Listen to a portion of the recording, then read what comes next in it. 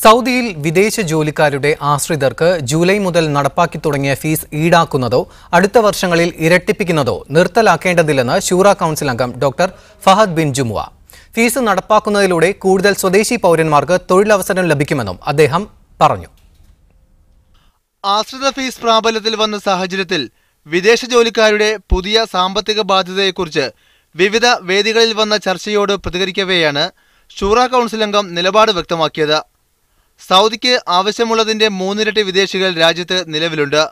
സ്വദേശീവൽക്കരണം ശക്തമാക്കിയാൽ 40 ലക്ഷം വിദേശികളെ മാത്രമേ രാജ്യത്ത് ആവശ്യമാവുകയുള്ളൂ. എന്നാൽ നിലവിൽ 1,18 ലക്ഷത്തോളം വിദേശികൾ സൗദിയിലുണ്ടെന്നാണ് കണക്ക്. ഇതിൽ ഭൂരിപക്ഷവും ബിനാമി ഇടപാടുകളിലൂടെ സമ്പാദിച്ച് രാജ്യത്ത് കഴിഞ്ഞുകൂടുന്നവരാണ്. ഗ്രാമങ്ങളിലും വില്ലേജുകളിലും വരെ ആവശ്യത്തിലധികം ബക്കാലുകളും ലോണ്ടറികളും പ്രവർത്തിക്കുന്നത് ഇതിന്റെ ഫലമാണ്.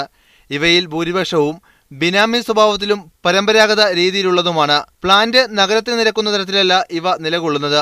തൊഴിലവസരം സ്വദേശികൾക്ക് നൽകുന്നതിലൂടെയും വിദേശികൾക്കും അവരുടെ ആശ്രിതർക്കും ഫീസ് ഏർപ്പെടുത്തുന്നതിലൂടെ രാഷ്ട്രത്തിന്റെ വരുമാനം വർദ്ധിക്കുമെന്നും ഡോക്ടർ ഫഹദ് അഭിപ്രായപ്പെട്ടു. സ്വകാര്യ മേഖലയിൽ 16.5% മാത്രമാണ് സ്വദേശികളുടെ അനുപാതം. ആവശ്യത്തിലധികമുള്ള വിദേശികൾ രാജ്യം വിടുന്നതോടെ ഉയർന്ന ശമ്പളമുള്ള തസ്തികകളിൽ സ്വദേശികൾക്ക് കൂടുതൽ അവസരം ലഭ്യമാകുമെന്നും അദ്ദേഹം കൂട്ടിച്ചേർത്തു.